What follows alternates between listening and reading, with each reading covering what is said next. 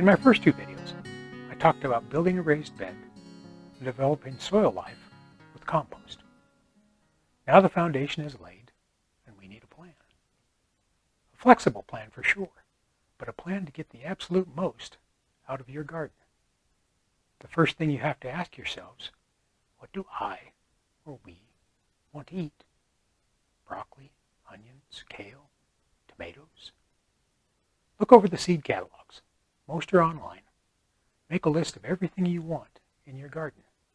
Find out as much about your vegetables as possible. And aim high. It's surprising how much you can get out of your garden.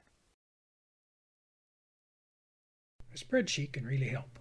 What you're growing, what varieties, days to maturity or DTM, first and last frost dates in your area, when to plant inside, when to plant outside. Everything you can think of to add to the plan, add it.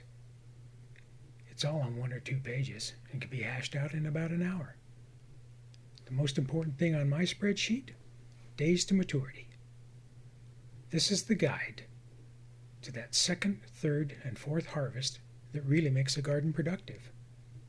For example, I know from information on my seed packs and from catalogs that broccoli likes cooler weather and tomatoes don't. Things in our region get pretty warm by June the 1st. Broccoli takes 58 days from transplant to harvest.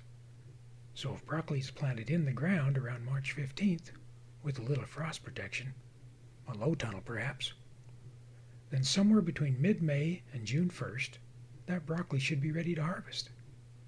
Then I plant tomatoes in the same spot. In order to stay on this timeline, I need to plant my broccoli indoors in early February. Tomatoes by April 1st, giving them both 6 to 8 weeks to germinate and grow. I do the same thing in the fall. Remove the tomatoes at some planned date, say September the 1st for instance, and plant a third crop, maybe snap peas, in that same place. This idea can be applied to all my vegetables, spring, summer, and fall, allowing me to crop the maximum number of times in my garden space. Mix them, match them, you'll get a harvest you won't believe. I've added a link to my spreadsheet. You're welcome to use it. As far as seed suppliers, I stick with 3 that have proven to sell very high quality seed.